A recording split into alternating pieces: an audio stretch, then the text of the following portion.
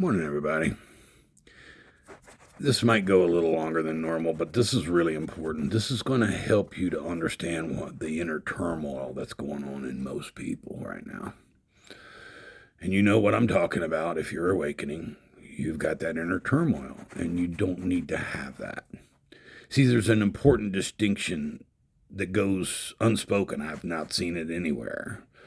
It's the difference between those who are unaware and those who are aware but choose not to act. These are two states. They're not the same energetically, psychologically, or spiritually. The unaware, some people are genuinely unaware. They don't even know there's a shift taking place. They're not resisting truth. They simply don't perceive it yet. Their awareness is still oriented towards survival, the roles they play, the routines they do, and external validation. Look at Facebook. Life teaches them through experience rather than insight. Growth arrives through repetition, contrast, and pressure, the way we always learned. But from a frequency standpoint, they're still coherent.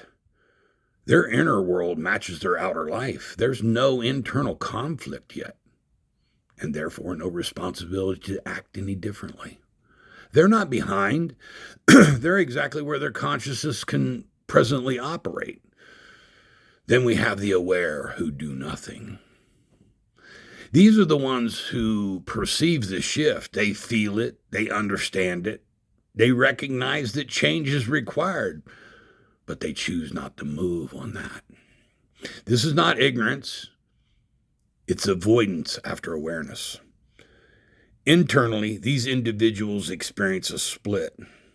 One part knows the truth, but another part clings to that old identity, their comfort zone, the fears that they have.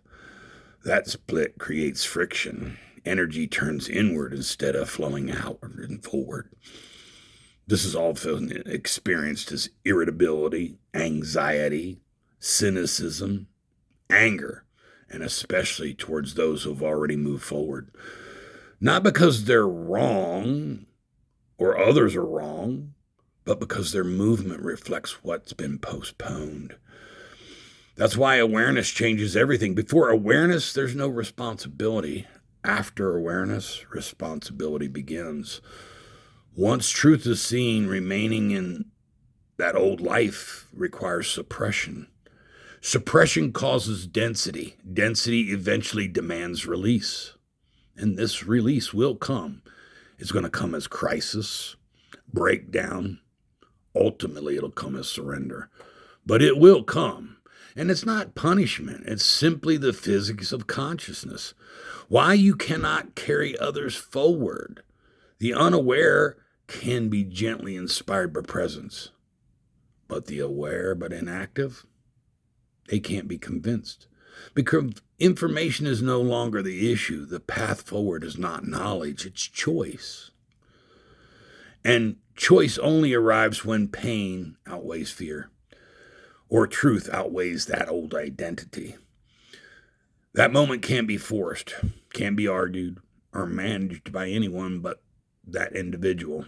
It has to be lived. The role of those who have moved, those who have stepped forward, are not ahead of others. They're simply reached a point where their integrity matters more than security. Coherence matters more than comfort. Inner truth matters more than explanation. This naturally creates distance, not as rejection, but as resonance.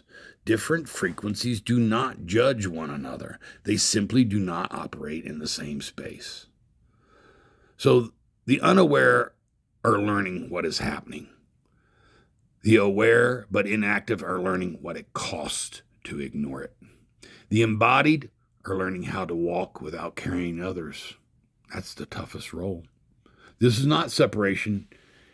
It's a differentiation. And the differentiation is how the consciousness evolves without force. I went long, but this is important. Have a good day.